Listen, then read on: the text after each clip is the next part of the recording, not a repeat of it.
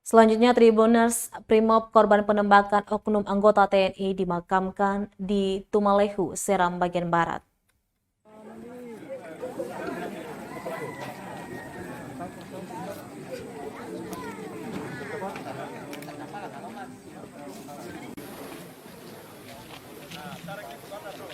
Jenazah anggota Brimob Batalion B Pelopor Amahai, Polda Maluku, Baraka Ferry dimakamkan di kampung halaman sang istri di negeri Tumalehu, Desa Waloi, Kecamatan Amalatu, Kabupaten Seram bagian barat, Rabu 16 Maret 2022 sore.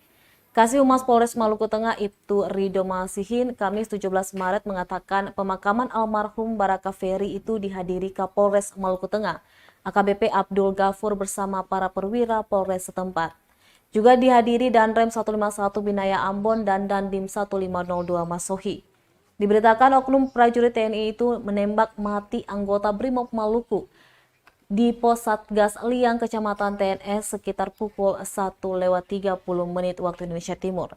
Baraka Ferry tembak Praturian yang merupakan anggota Batalion Arhanut 11 WBY. Ia juga menembak rekannya sesama tentara Pradaraju. Saat ini Praturian telah diamankan Subdempom Masohi dan tengah menjalani pemeriksaan.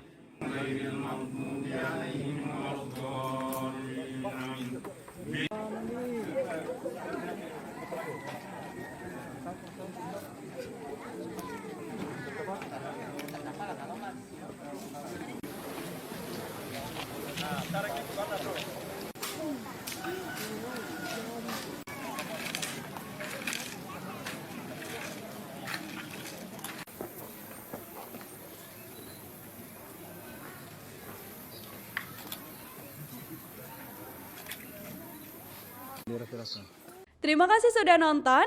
Jangan lupa like, subscribe, dan share ya.